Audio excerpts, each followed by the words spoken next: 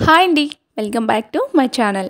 ఈరోజు మన వీడియోలో కరకరలాడే ఉల్లిపాయ పకోడీని ఎలా చేసుకోవాలో చూపించబోతున్నాను. మన ఆల్ టైమ్ ఫేవరెట్ అయిన ఈవినింగ్ టైం స్నాక్స్ రెసిపీ అండి. చాలా ఈజీగా ప్రిపేర్ చేసేసుకోవచ్చు. సో ఈ విధంగా చేసి పెట్టామంటే పిల్లలు కూడా చాలా ఇష్టంగా తింటారు. ఈ పకోడా అన్నింటికంటే చాలా డిఫరెంట్ వేలో ఉంటుంది. తప్పకుండా ట్రై చేయండి. మరి వీడియోలోకి వెళ్ళే ముందు మీ అందరికీ చిన్న రిక్వెస్ట్, వీడియోని స్కిప్ చేయకుండా ఎండ్ వరకు చూసి వీడియోకి ఒక లైక్ ఇచ్చి ఇప్పటి వరకు మన ఛానల్ని ఎవరైనా సబ్స్క్రైబ్ చేసుకోకపోతే సబ్స్క్రైబ్ చేసుకోండి. సో మరి వీడియోలోకి వెళ్ళి ప్రాసెస్ని చూద్దాం.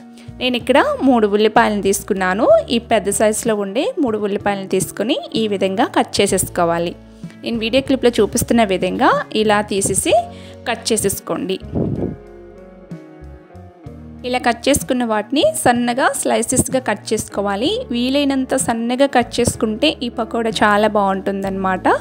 సో మనం ఆనియన్ పకోడా అంటే ఇంకో టైప్లో కూడా చేస్తాం కదా. సో ఇది కొంచెం డిఫరెంట్ వేలో చేస్తున్నాము. ఇలా ఆనియన్స్ తీసుకున్న ఆనియన్స్ని ఈ విధంగా కట్ చేసుకున్నాక ఇప్పుడు ఒక మిక్సింగ్ బౌల్లోకి వేసుకోండి. చూడండి, చాలా సన్నగా ఈ విధంగా కట్ చేసుకోవాలన్నమాట. సో ఇప్పుడు ఇలా కట్ చేసుకున్న తర్వాత బౌల్లోకి ఈ విధంగా వేసుకుని నెక్స్ట్ వచ్చేసి దీనిపైనుంచి సాల్ట్ని ఇలా స్ప్రింకిల్ చేసేసుకోండి. మీ టేస్ట్కి సరిపడే సాల్ట్ తీసుకోండి. నేను ఇక్కడ 1 టేబుల్ స్పూన్ వరకు సాల్ట్ వేసాను. సో సాల్ట్ వేసిన తర్వాత 2 టేబుల్ స్పూన్ కారం తీసుకున్నాను.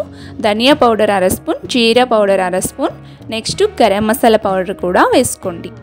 1/2 స్పూన్ వరకు వేసుకొని ఇప్పుడు 2 టేబుల్ స్పూన్ వరకు పొడి బియ్యం పిండి వేసుకోవాలన్నమాట. సో కార్న్ఫ్లోర్ కూడా వేసుకోవాలంటే వేసుకోవచ్చు. పొడి బియ్యం పిండి వేసుకోవడం వల్ల టేస్ట్ కూడా చాలా బాగుంటుందన్నమాట. వాటర్ వేయకుండా చేతితో బాగా ఈ పిండి ఇంకా మనం వేసుకునే స్పైసెస్ అన్నీ కూడా ఈ ఆనియన్స్కి చక్కగా పట్టేలా చేతితో ఫస్ట్ మిక్స్ చేసుకోండి. బాగా మిక్స్ చేసేసుకొని బాగా కలిసింది అనేటప్పుడు నెక్స్ట్ వచ్చేసి కొంచెంగా వాటర్ని వేసుకోవాలన్నమాట. ఎక్కువ వాటర్ వేసుకొని మరీ లూజ్గా చేసుకోవద్దు. నేను వీడియో క్లిప్లో చూపిస్తున్న విధంగా నాకైతే చిన్న గ్లాస్లో ఇంకా సగం వాటరే వచ్చాయి. చూసారు కదా, ఇలా పొడిగానే ఉండాలి. మనకి ఎక్కువ పిండి అయితే ఇందులో పట్టదండి. మనకి ఉట్టి ఆనియన్స్తోనే ఈ పకోడా చేసుకుంటాము. చూసారు కదా, ఈ విధంగా ఇలా రౌండ్గా కొంచెం లైట్గా ఫ్రెష్ తీసుకోవాలి, మరి గట్టిగా వద్దు. ఇలా అన్నింటినీ కూడా మనం ప్రిపేర్ చేసుకుని పక్కన పెట్టేసుకుందాం.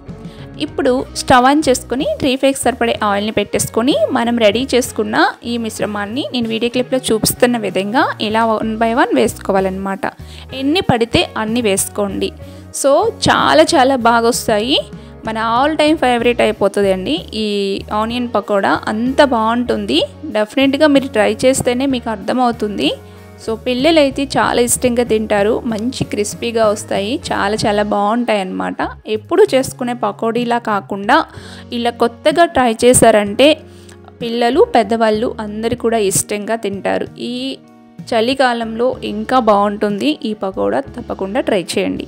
నెక్స్ట్ మంచి కలర్ వచ్చేంత వరకు కూడా స్టవ్ని లో ఫ్లేమ్లో పెట్టుకొని ఫ్రై చేసుకుంటే క్రిస్పీగా లోపల వరకు కూడా కుక్ అవుతాయి అన్నమాట.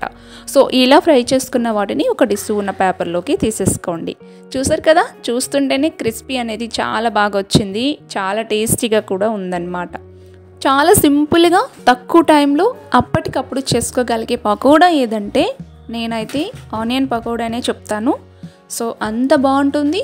అంత తక్కువ టైంలో కూడా చేసుకోవచ్చు. ఒక్కసారి ఒకటి తుంచి చూపిస్తా. చూడండి, చాలా క్రిస్పీగా ఉంటుంది. చాలా టేస్టీగా ఉంటుంది ఫ్రెండ్స్. సో ఇప్పటి వరకు మీరు ఈ మెథడ్లో కనుక పకోడీని చేయకపోతే తప్పకుండా ట్రై చేయండి. మీకు కూడా చాలా బాగా నచ్చుతుంది. వెంటనే ట్రై చేయాలనుకుంటున్నారు కదా. సో ట్రై చేసి మీ ఫీడ్బ్యాక్ని నాతో షేర్ చేసుకోవడం మర్చిపోవద్దు. వీడియో నచ్చినట్లయితే లైక్ చేసి షేర్ చేసి కామెంట్ చేయండి. మరెన్నో టేస్టీ వెరైటీ రెసిపీస్ కోసం నా ఛానల్ని సబ్స్క్రైబ్ చేసుకొని పక్కనే ఉన్న బెల్ బటన్ని కూడా క్లిక్ చేసుకోండి. అలా చేయడం వల్ల నేను ఎప్పుడు వీడియో పెట్టిన నోటిఫికేషన్ రూపంలో వస్తుంది.